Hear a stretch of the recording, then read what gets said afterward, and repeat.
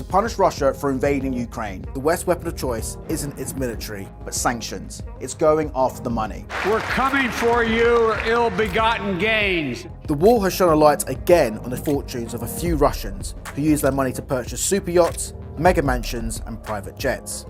And these extravagant toys of the super rich are only possible because of Vladimir Putin. This is what Putin cares about. He cares about his money, and he cares about the oligarchs' money. Money means power, but will taking away the oligarchs' money be enough to contain Putin's power?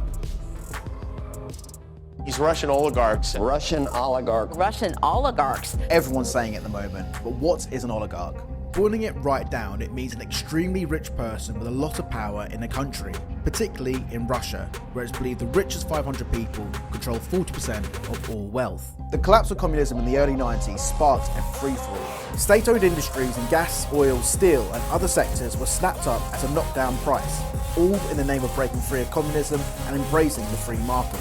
In 1995, then President Boris Yeltsin was fighting to stay in power, so he allowed new banks to lend money to his government in exchange for temporary shares in huge state-owned companies. These banks were run by a small group of wealthy Russians.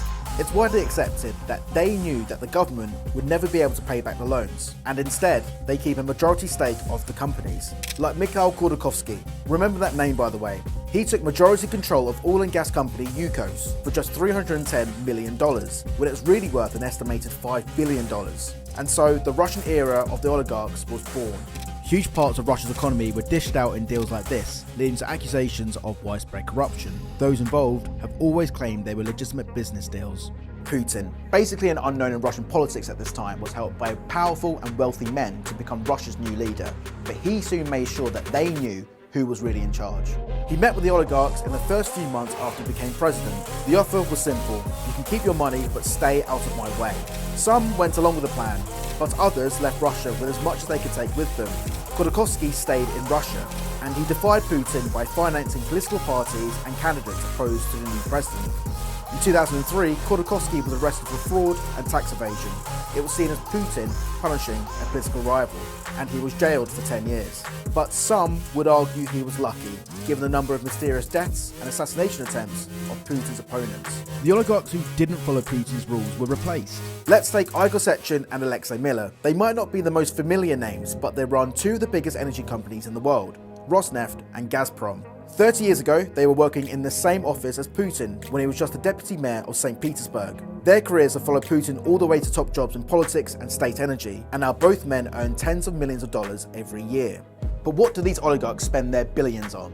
Massive mansions in cities around the world, maybe a sports team, but the real status symbol is the super yacht. This one actually belonged to Sechin. It's worth $120 million.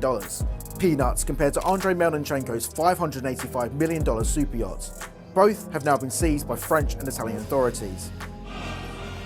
Penalties imposed on Russia after it invaded Crimea in 2014 didn't stop Putin, but the West says this time around, the sanctions are on a different level. I've compiled a hit list of oligarchs, and there will be nowhere to hide. The idea is that by targeting his friends' assets, Putin will rethink his military plans in Ukraine. This is what Putin cares about. He cares about his money, and he cares about the oligarchs' money. Mention them, mention him. But is going after the oligarchs' money enough? In many cases, they go way back with him, sometimes all the way back to the KGB. So if our game is to try to use pressure to force a change of leadership in Russia, it's hard to see how that works, because these guys must surely know that if they help to take Putin down, they're likely to go down with him. Targeting his friends might not be enough to stop Putin's invasion, so the West is also using crippling sanctions on the rest of Russia's economy. Food is becoming more expensive, and supplies of medicine are harder to get hold of. And there are reports that restricting access to technology is forcing Russian industries to shut down, including factories making its military hardware. The West hopes that undermining Putin's allies and pushing the Russian economy to the point of collapse will force a change of strategy. But no one knows what's going on inside the mind of Putin, and what it will take for him to stop the war in Ukraine.